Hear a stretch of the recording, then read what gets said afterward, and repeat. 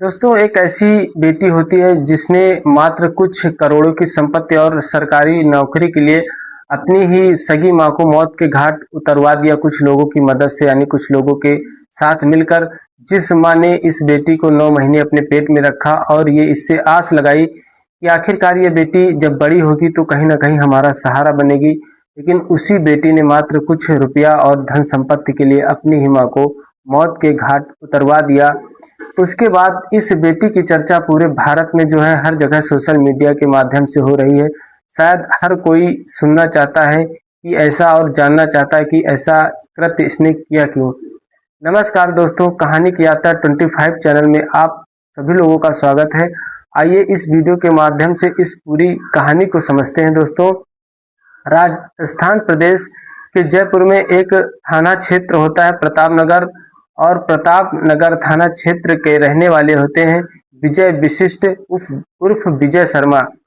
विजय शर्मा जो होते हैं अदालत में एलडीसी यानी क्लर्क के पद पर सरकारी नौकरी करते थे, और वह पहले जो है जयपुर के कल्याणपुर में पहले रहते थे, लेकिन नौकरी के दौरान जयपुर में प्रतापनगर एयरपोर्ट के पास जो है एक जगह लेकर वहां पर अपना मकान बनवाया, और उसी मकान में अपनी पत्नी और बेटी आयुषी शर्मा और जो है अपने बेटे के साथ रहते थे। बेटा जो था दोस्तों इनका मानसिक रूप से कमजोर था, जिसका जो इलाज चलता था, फिजियोथेरेपी भी करानी पड़ती थी। उसके बाद दोस्तों जो ये विजय विशिष्ट शर्मा होते हैं, इनके कुछ समय बाद जो है ब्रेन हेमरेज हो जाता है। उसके बाद इनकी मृत्यु हो जाती है। मृत्यु होने के बाद जो है इनकी जो नौकरी होती है, इनकी नौकरी के लिए जो इनकी बेटी होती है जो इंटर पास कर चुकी होती है और वह जो है वकालत की तैयारी कर रही होती, तो वह अपनी माँ से बोलती है कि इस नौकरी को हम करेंगे अगर तुम्हें कोई इतराज ना हो। तो माँ भी दोस्तों राजी हो जाती है, लेकिन जो इनके यानी नीरज शर्मा, जो विजय विशिष्ट की पत्नी होती है नीरज शर्मा, इनके भाई होते हैं राकेश शर्मा को जब ये बात पता चलती है तो राकेश शर्मा अपनी बहन यानी नीरज शर्मा को समझाते हैं कि तुम अगर बेटी नौकरी पाएगी तो कल को बेटी की शादी हो जाएगी और बेटी अपने घर चली जाएगी। उसके बाद तुम्हारा बेटा मानसिक रूप से कमजोर है और तुम रहोगी, जो इसका इलाज करना पड़ता है, इसका सहारा कौन बनेगा, इसके लिए पैसे कहाँ से आएंगे।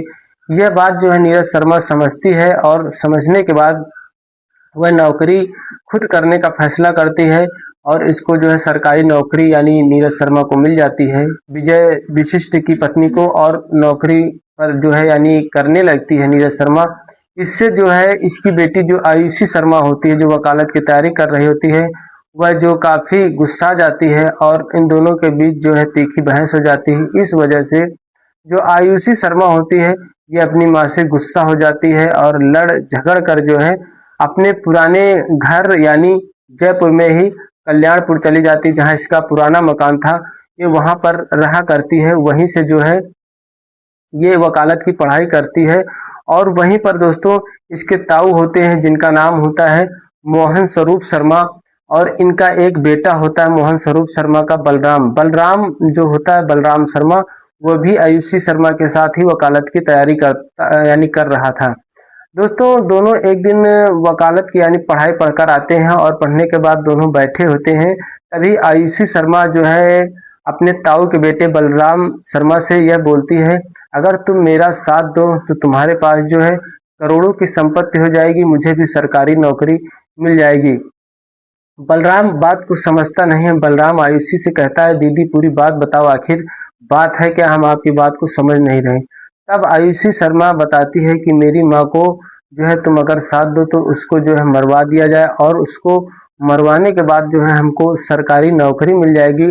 और जो आगरा के पास 5 बीघे की जमीन है जिसकी कीमत आज 5 करोड़ रुपए है, और कुछ कल्याणपुर में जमीन है जिसकी कीमत करीब 4 करोड़ के पास है। कल्याणपुर वाली जमीन जो 5 बीघे है जिसकी कीमत 4 से 5 करोड़, वो जमीन हम तुमको दे देंगे, और आगरा वाली जमीन जो 5 बीघे जिसकी कीमत 5 करोड़, और जो कल्याणपुर और प्रतापनगर के दोनों मकान है ये हमारे हो जाएंगे, जिनकी भी कीमत काफी करोड़ों में है।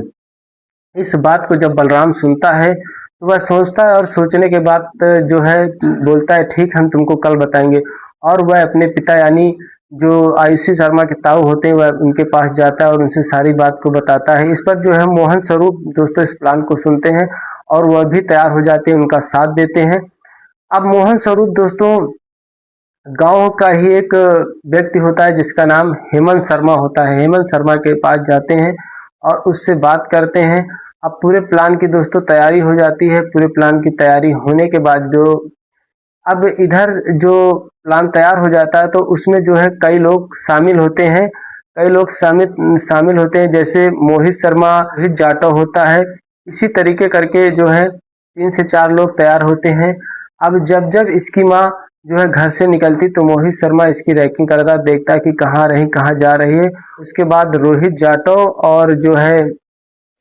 जाटव जो होता है वह गाड़ी चलाता, यानी जो गाड़ी चलाने का काम रोहित जाटव करता था। सब लोगों की लोकेशन से मिलने के बाद, चारों तरफ से सूचना मिलने के बाद जब आयुषी शर्मा की माँ अपने घर से एक दिन निकलती है तो यह लोग जो है एक किराए पर थार लाते हैं और किराए की थार लाने के बाद जब इसकी माँ जा रही थी तो पीछे से थार गाड़ी को बहुत तेजी से दौड़ाते हैं।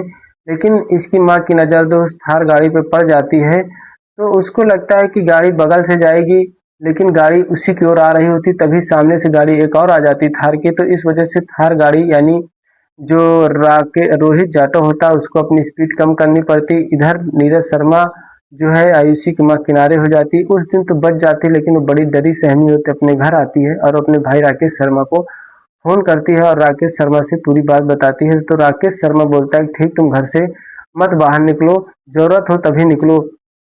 अब वह अपने आप को घर में कैद कर लेती है। इधर दोस्तों जो आयुषी शर्मा होती है प्लान तैयार करती है, अपने ही माँ के घर में कहीं सिंदूर फेंकवाती, कहीं नींबू फेंकवाती है।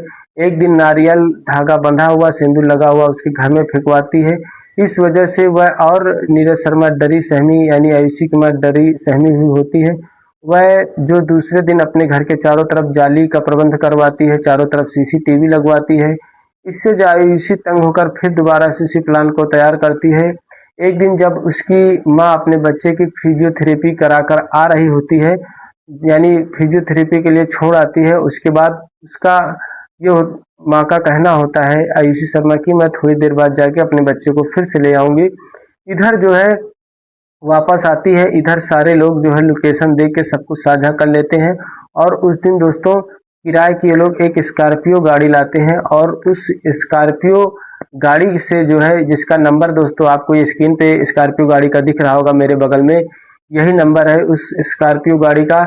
इसी स्कॉर्पियो गाड़ी से दोस्तों ये लोग जो है आयुषी शर्मा की माँ को जो है जोरदार टक्कर मार देते हैं, जिससे कि आयुषी शर्मा की माँ जो है नीरज शर्मा करीब 30 से 40 फुट जो है 30 से 40 मीटर दूर गिरती है और दूर गिरने के बाद उसकी जो है मौत हो जाती है। और वहीं पर जो है उसके बाद जब ये टक्कर लगती है तो वहाँ पर एक माँ और सॉरी दोस्तों एक पुत्र और बाप जो वहीं पर काम किया करते हैं, वह लोग देखते हैं जब जोर की टक्कर होती है। इसकी सूचना वह लोग पुलिस को देते हैं। पुलिस मौके पर तत्काल पहुंचती है। पहुंचने के बाद जो है लाश को किनारे लगवाती है। लगवाने के बाद इसकी सूचना जब लोग पहचानते तो इसकी सूचना उनके घर पर दी जाती है। उनके भाई राकेश शर्मा और सभी लोग जो आसपास पड़ोस के लोग होते वहां पर पहुंचते हैं और पहुंचने के बाद दोस्तों उसका जो है पोस्टमार्टम होता। पोस्टमार्टम होने के बाद उसको जो है इन्हीं लोगों के हवाले लाश को कर दिया जाता है। इसकी अंतिम संस्कार हो जाता है। अंतिम संस्कार होने के बाद जो दोस्तों राकेश शर्मा होता है वह एक दिन उसी के 1-2 दिन जो है नीरज शर्मा का यानी भाई राकेश शर्मा होता है, वह बैठकर सोच रहा होता है कि जो है हमारे जीजा की भी जो मृत्यु इसी प्रकार अचानक से हुई और हमारी बहन की भी मृत्यु अचानक से हुई होती है। तो वह जो पुलिस इधर अपनी फाइल बंद कर चुकी होती, क्योंकि पुलिस को यही लगता है कि ये एक एक्सीडेंट मात्र है। उसके बाद जो है राकेश शर्मा जो है इसके पुलिस वाले में कुछ लोग जानने वाले होते हैं। यह पुलिस को पूरी बात बताता है और बताता है कि एक अचंभित तरीके से मृत्यु हुई है, ये कहीं ना कहीं कुछ ना कुछ दाल में काला है, हमें आपकी मदद चाहिए और शायद आज हम आपसे जो है दोस्ती के तौर पर यही मांग रहे हैं, अगर आज आप हमें कुछ समझते हैं तो इसकी जांच पड़ताल ढंग से आप करिए। पुलिस के जो इनके दोस्त होते हैं महकमे में, वह भी जो इनकी पूरी मदद करते हैं और जांच पड़ताल शुरू होती है। अब जो है लाश जहां पर मृत्यु हुई होती है नीरज शर्मा की, वहां पर पुलिस पहुंचती है और सारे मामले को चारों तरफ से टटोलती है। सारे सीसीटीवी जो है वहां पर देखे जाते हैं। उसके बाद जिधर से गाड़ी आई होती पुलिस वहां पर जाती, वहां पर भी सीसीटीवी कैमरे देखती है। कुछ दूर जाके देखती है कि ये स्कॉर्पियो गाड़ी कुछ देर पहले वहां पर खड़ी होती, वहीं पर एक बाइक भी होती है।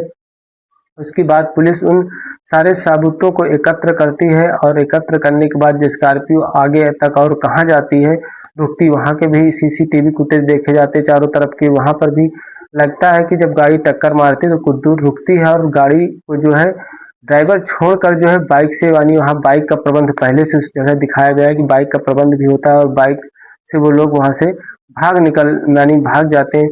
उसके बाद जो है अब पुलिस जो है गाड़ी मालिक तक पहुंचती है और गाड़ी मालिक से पुलिस पूछताछ करती है। तो पुलिस पूछताछ में एक नाम आता है हेमंत शर्मा का। तो हेमंत शर्मा को पुलिस जो है यानी पुलिस जो है हेमंत शर्मा की तलाश में जाती है। हेमंत शर्मा को उठा लेती है घर से और अपने रिमांड में लेती है। रिमांड में लेने के बाद हेमंत शर्मा से जब पूछताछ होती है तो हेमंत शर्मा एक ऐसा नाम लेता है जिनका नाम होता है मोहन स्वरूप।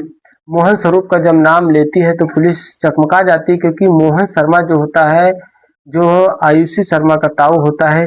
इसके बाद पुलिस आती है और पुलिस जब मोहन शर्मा यानी मोहन स्वरूप को भी उठाती है और मोहन स्वरूप से सब पूछताछ करती है, तो उसके बाद वह बलराम का नाम आता है। उसके बाद फिर इसी तरीके से दोस्तों जो है रोहित जाटव, नीरज शर्मा, यानी कई नाम जो है निकल कर सामने आ जाते हैं, जिसमें आकाश शर्मा भी होता है, निगरानी करता है, गाड़ी चलाने वाला दूसरा होता है। यानी सब लोग 3 से 4 लोग 5 लोग पकड़े जाते हैं। पकड़े जाने के बाद इसमें सबसे एक अहम नाम आ जाता है जिसका नाम होता है आयुषी शर्मा।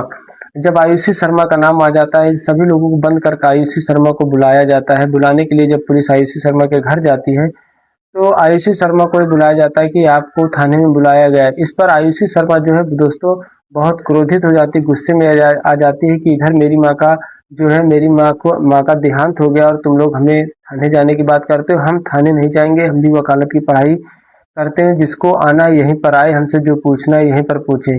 पुलिस भी बड़ी दोस्तों चालाक होती है, वह यही कहती है आयुषी शर्मा से कि कुछ नहीं, थोड़े कागजों के लिए आपको बुलाया गया है और शायद ये आपको जो माँ की बात जो नौकरी मिलेगी, शायद ये कागज उसमें काम आए। जब ये बात आयुषी शर्मा सुनती है तो वो फौरन जो वहां से उठ जाती है और चलने के लिए थाने तैयार हो जाती। इधर जब ये थाने पहुंचती है तो पुलिस इससे पूछताछ पहुंचती तो पुलिस तो पहले इससे पूछती कि आप चाय पियोगी कि पानी मंगाया जाए। तो इस पर आयुषी शर्मा बोलती है हम कुछ नहीं। तो पुलिस इससे एक सवाल करती है कि बेटा तुम केवल इतना बता दो कि तुमने अपनी माँ को मरवाया क्यों। जब यह सवाल आयुषी शर्मा सुनती है तो बहुत चिड़चिड़ा जाती है और बहुत गुस्से में हो जाती है। वह बोलती है कि आप फर्जी की बात कर रहे हो, मैं अपनी माँ को क्यों मरवाऊंगी, और बहुत गुस्से से बात करती है। तो पुलिस वाले उससे बात करते हैं और यह बोलते हैं कि अब तुम्हारा खेला जो है खत्म हो चुका, जो है सच सच बता दो, वरना हम तो सच उगलवा ही लेंगे।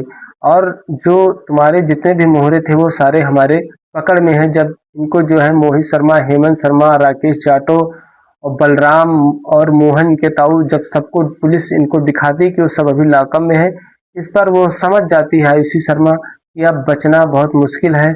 और उसके बाद वह सारे जुर्म को कबूल कर लेती है कि उसने मात्र नौकरी और संपत्ति के लालच में अपनी माँ को जो है इन लोगों की मदद से मौत के घाट उतरवा दिया, यानी मरवा दिया।